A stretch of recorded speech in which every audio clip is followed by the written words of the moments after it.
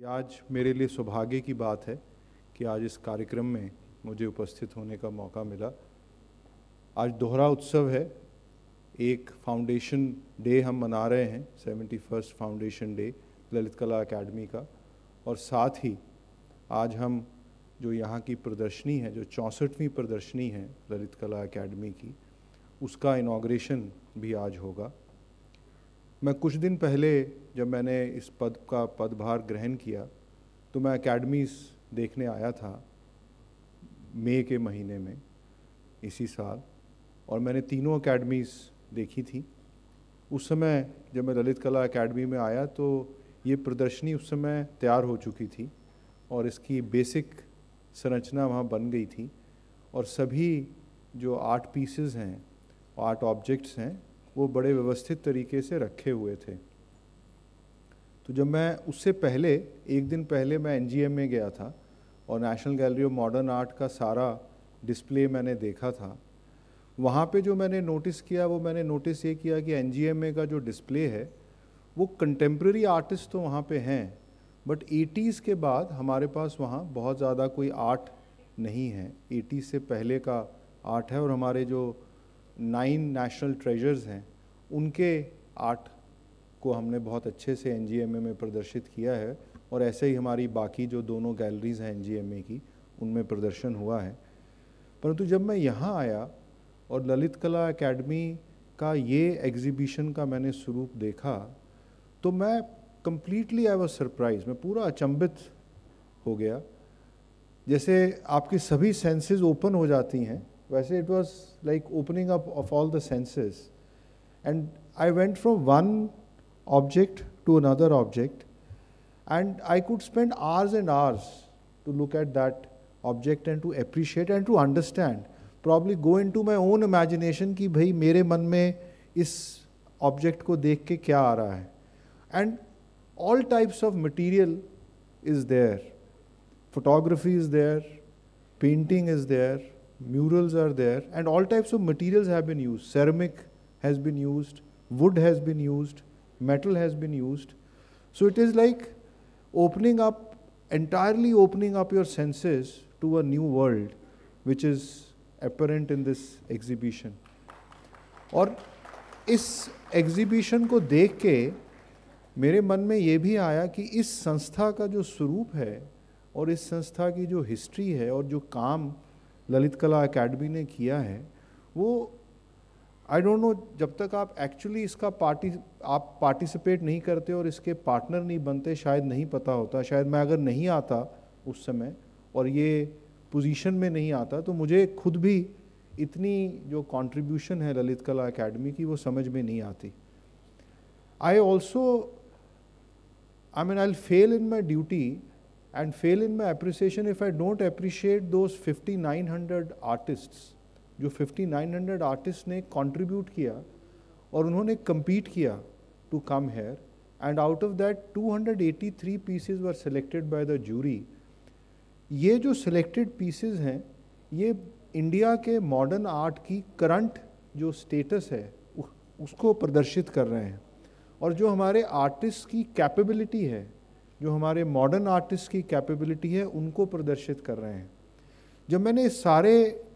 Exhibition को, उस समय एक तरह का प्रीव्यू था मेरे लिए, जब मैंने उसको देखा तो मेरे मन में क्वेश्चन ये आया, प्रश्न ये उठा कि भाई हम क्रिएटिव इकोनॉमी की बात करते हैं तो are we able to give that creative economy impetus to these artists. इन्होंने ये आर्ट पीसेस क्रिएट किए, वो आर्ट पीसेस सिलेक्ट हुए by a very prominent jury. Are we able to put them in a way that they can also generate an economic value for the artist, because ultimately art की और artist की value इस बात पे भी determine होती है कि वो कितना सोसाइटी उसको अप्रिशिएट कर रही है और कितना सोसाइटी उसके लिए पे करने के लिए तैयार है। तो हमने इस बार ये भी प्रयास किया है कि जो आर्टिस्ट अपने आर्ट पीसेस को as a gallery piece sell करना चाहता है वो मौका भी यहाँ पे मिले, क्योंकि ललित कला अकेडमी की आर्ट गैलरी में जो पीसेस रखे हैं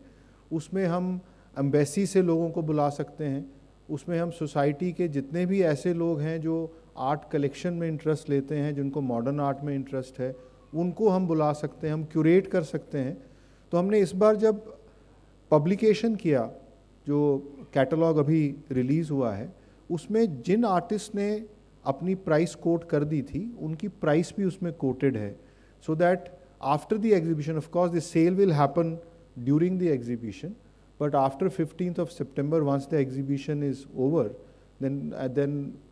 all those art collectors जो इसको खरीदेंगे, उनको they have an opportunity to buy.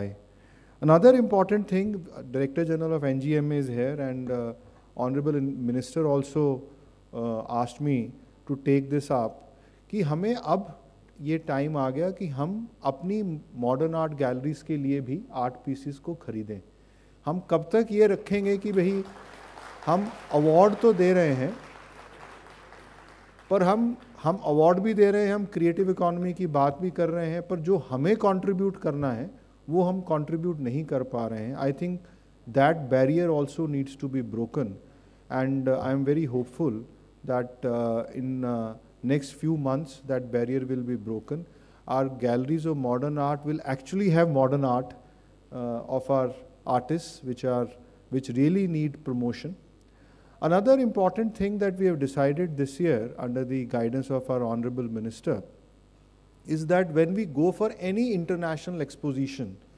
we will only look at our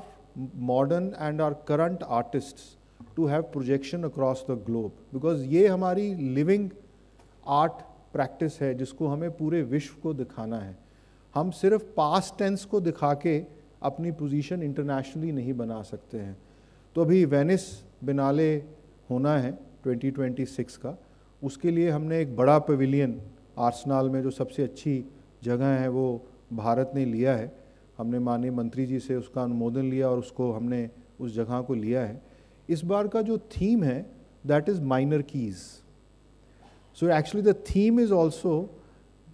it actually reflects the subtle and the unglorified artists who really need projection in an international exposition. So इस बार हमने ये जिम्मेवारी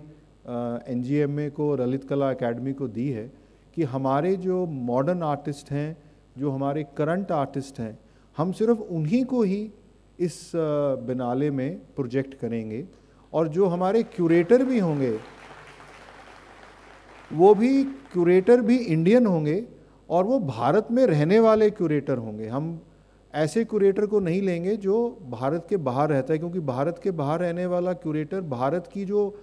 वर्तमान जो डेवलपमेंट है, जो हमारे artists की वर्तमान वर्क है, उसके बारे में उनको इतनी जानकारी हो ही नहीं सकती जो एक भारत में रहने वाले क्यूरेटर को है, क्योंकि वो देख रहे हैं उनके आसपास आर्ट पनप रहा है, नया आर्ट क्रिएट हो रहा है। उस आर्ट को हम अगर प्रोजेक्ट करेंगे वेनिस में, तो वो एक हमारा further boost to creative economy of India होगा, और वही हमारा प्रोजेक्शन होगा। भारत की जो पोजीशन है इंटरनेशनल आर्ट वर्ल्ड में, वो हमारी स्ट्रेंथन होगी।